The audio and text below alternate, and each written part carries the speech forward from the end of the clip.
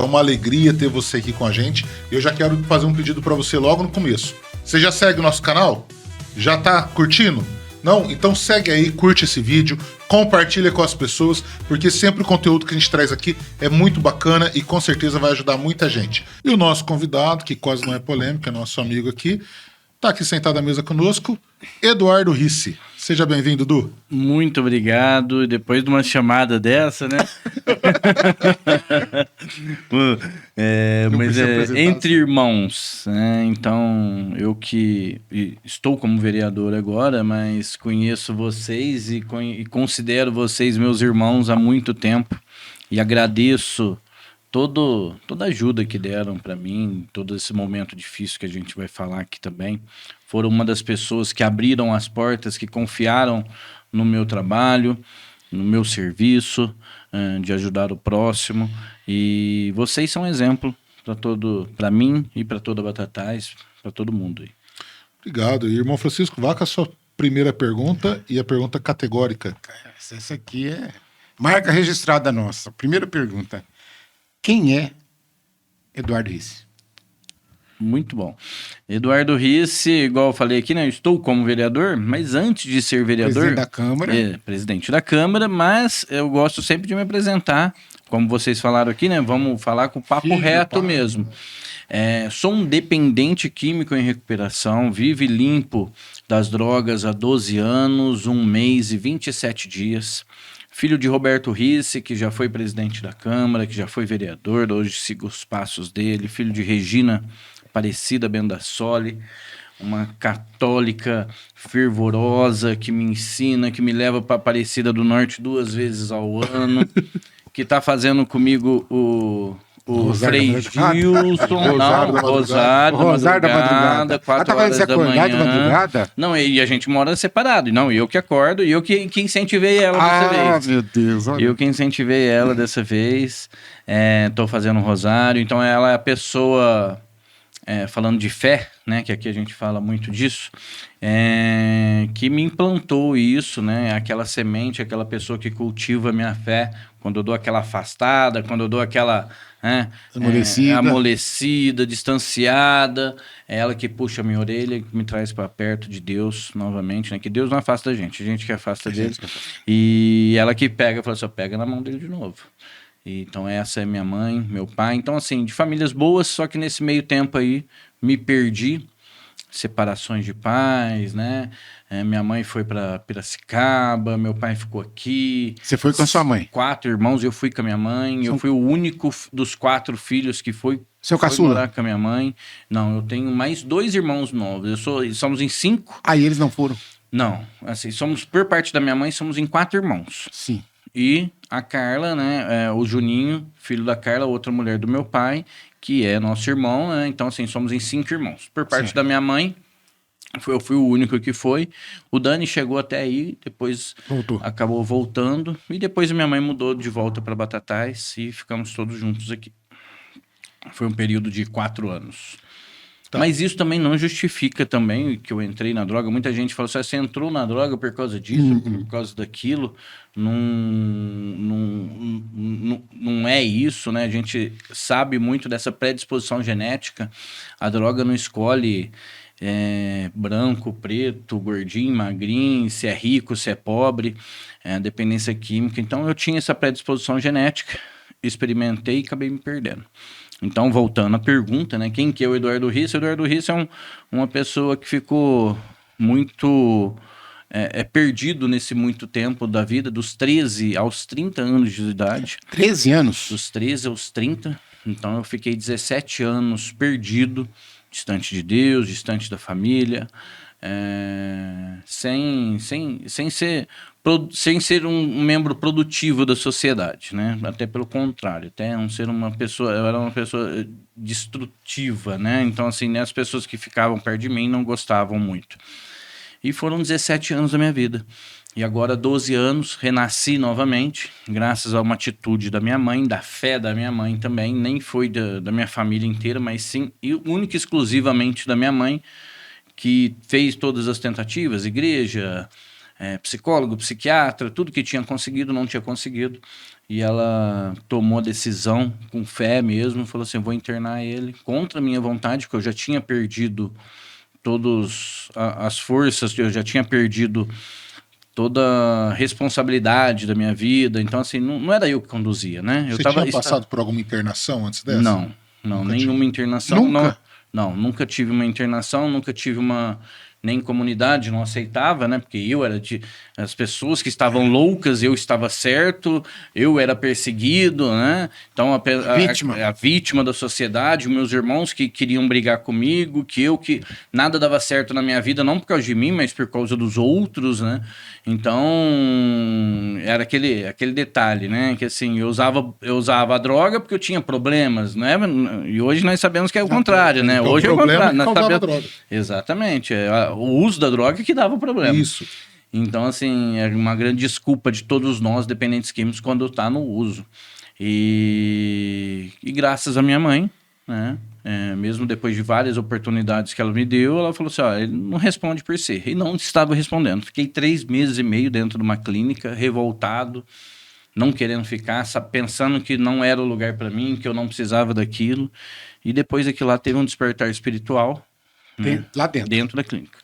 Dentro da clínica teve esse despertar espiritual com a força de todos os internos lá dentro. Muita gente fala, quem que te ajudou? O psicólogo, o psiquiatra? Não, os internos. As pessoas que eu convivia diariamente, né? O morador de rua, o médico que estava ali, o advogado, mas os moradores de rua, o homossexual, todas aquelas pessoas Em busca de uma recuperação, uma doença só, com vários tipos de pessoas ali com o mesmo problema, que tinham se perdido nas drogas e estavam ali. E todo dia de manhã, 7h30 da manhã, primeira reunião, que era a reunião espiritual, que a gente lia a Bíblia, falava as palavras, orava, louvores, e nos 3 meses e meio que eu fui dar um despertar, falei, não, preciso estar aqui. Tanto que eu terminei meu tratamento, depois falei assim, eu vou ficar mais 3 meses, porque os meus 3 meses primeiro não valeu. Teria que ficar 3 meses. 6 meses. 6. 6 meses. E aí você quis ficar mais 3. Eu fiquei 9. Por conta própria. Foi por conta própria. Na hora que eu terminei os 6 meses, eu vi que eu não estava forte o suficiente, estava com medo da rua. Por quê? Porque eu aproveitei 3 meses só. Entendeu? A 3 você estava contra a vontade? 3 eu estava contra a vontade. Então foi um balanço ali que eu fiquei. E depois disso, eu acabei trabalhando com clínicas, né? Eu fiquei nessa mesma clínica mais 1 ano, trabalhando. Fui para São Paulo, em clínicas de São Paulo, para fazer resgate em favelas, Paraisópolis. Eu fazia resgate de dependente químico dentro de Paraisópolis, tudo. Então eu fui ver o outro lado da dificuldade, o lidar com a mãe. Aí eu fiquei por mais de 4 anos lidando com dependentes químicos nessa parte involuntária até, né? Que é o mais difícil, né? É o que ninguém quer.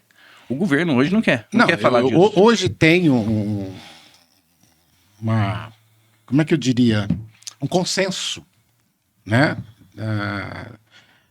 No âmbito das políticas públicas, que são os conselhos, né? O Conselho Nacional de Drogas, eles são totalmente contrários. Não tem alternativa, assim. Nem conversa. Um escape. Não se conversa. Somos contra. E em relação a isso, você sabe que a gente trabalha com isso há praticamente quase 50 anos. Não é um dia. A pessoa pensa que comecei ontem. Não, são quase 50 anos que a gente trabalha com isso. E eu trabalho no sentido assim, de vários lados. Não é só de eu já tive do lado de lá, não. São vários.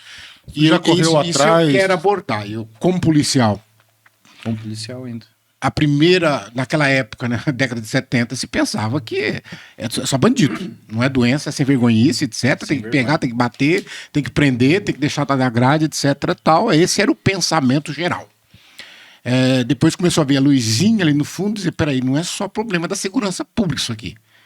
Isso aqui, o buraco é mais embaixo, né? E a pipoca tá pulando até hoje, que ninguém... Até hoje ninguém abraçou. Não, porque eu falo assim, filho, ninguém é pai. Você não acha o pai. Se fosse bonitinho, todo mundo queria abraçar. E aí, então, primeira coisa, são 2 assuntos polêmicos que eu quero colocar aqui que você pontuou. O primeiro deles é justamente esse, a internação involuntária. Então, antigamente você ainda conseguia, às vezes, via judicial, alguma coisa nesse sentido. Até 2020. Hoje, esquece. Não se consegue nada. Eu até entendo, por um lado, aquele risco, o medo que as pessoas têm da questão do suicídio, da questão da revolta, da questão do resultado posterior. Infelizmente, a gente não pode negar também, talvez alguns charlatães que andaram fazendo coisa que não devia por aí também. E aí, então, a coisa vai por esse lado, tal, que causa o descrédito nisso. Só que tem aquela situação que eu penso comigo que, gente, não tem como aqui. Eu tô com uma pessoa morrendo na minha frente, sangrando, não estou falando de dependente química agora, eu tô com uma pessoa machucada na minha frente, sangrando, porque ela quer morrer, então ela cortou a perna, tá sangrando e tal, e aí eu vou tentar levá-la para o hospital, ela fala, não quero, você tem que me deixar aqui, eu quero morrer. Isso é uma missão de socorro, eu tenho que levar. Eu tenho que levar, que ela tá morrendo. Então aquela pessoa que perdeu completamente, eu chamo de zumbi. A pessoa perdeu completamente ela não tem o noção, controle, né? é como se tivesse neurônio, mas não tem capacidade de escolha nenhuma. É claro que isso tudo eu não estou dizendo para curioso fazer. Mas para que existem técnicos? Para que existe... Aí, para que a dona Saúde lava a mão? Né? Porque eu costumo dizer o seguinte: no aspecto das políticas públicas para esses campos, nós temos três, eu costumo dizer, né, são os três pilares: a saúde, a educação e a assistência social. E eu costumo dizer que a saúde e a educação são as primas ricas. E a assistência social é a prima pobre. Né? Então joga tudo para a prima pobre. O que não presta vai para a prima pobre. Né? Que não deu certo. O que não deu certo. Então, mas peraí. A educação, em primeiro lugar. Olha quanta polêmica nós temos. Né? A educação, em primeiro lugar. Desculpe, mas parece que estão querendo ensinar as crianças a usarem droga nas escolas. Exatamente. Estão liberando. E não, porque tira o Proerd. Por quê? Porque eu tenho raiva de polícia, então não pode o polícia entrar aqui. O polícia não pode, mas o traficante pode. Escola cívica não pode, mas o funk pode. Não, escola cívica não pode, porque fala disciplina, então não pode. Então, aí a educação lava as mãos. Por quê? Porque se nós tivéssemos uma educação séria, o resultado lá na frente seria diferente. Não estou dizendo que não vai ter gente que usa, sempre vai ter, mas não nessa proporção que nós estamos tendo hoje. Quase que um incentivo. Né? Então, um incentivo. É isso que eu ia falar. Aí, segundo, então, quer dizer, a prima mais rica, que é a educação, né? Porque eu falo que a saúde é mais cara, mas ela gasta mais, né? Então, ela é uma gastadeira, né? Parece a mulher de Arguém que eu conheço. Mas aí, então, aí fica a educação, né? Aqui, né? Aí entra a saúde. A saúde lava as mãos, não quebra. Isso não é problema meu. Mas como não é problema seu? Aí, quando chega essa questão do involuntário, eu tô dizendo, não estou dizendo que tem que sair catando todo mundo lá fora. Não é isso, não. É que aconteceu também, comigo. É o último, isso é que falou muito verdade. Começa na educação, antes dele usar a droga. Exatamente. Antes dele começar Você não nasceu usando droga.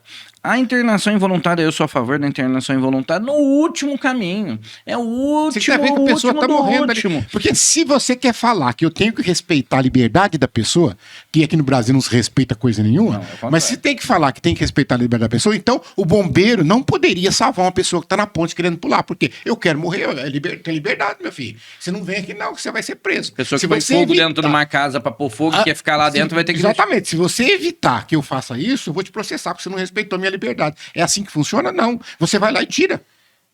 Agora, quando eu tô vendo o outro morrer por outro motivo, eu tenho que deixar morrer. Aí pode. Aí pode morrer. Então, quer dizer, será que quer ficar livre? Será que é isso? Né? Então, quer dizer, esse ponto que você colocou, olha só, uma polêmica em cima de um. Porque nem começamos, nem 20 minutos.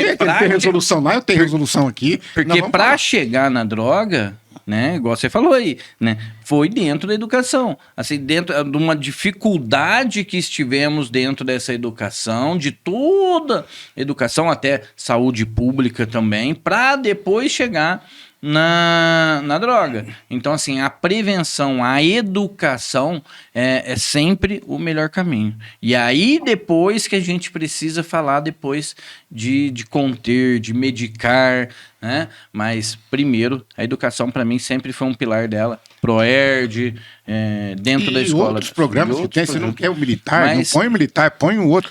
Tira a farda do militar, manda ele de calça jeans, sei lá eu. A disciplina. Antigamente, professor tinha disciplina e tinha como cobrado coisa. Hoje não pode. Não pode, professor. Hoje não pode.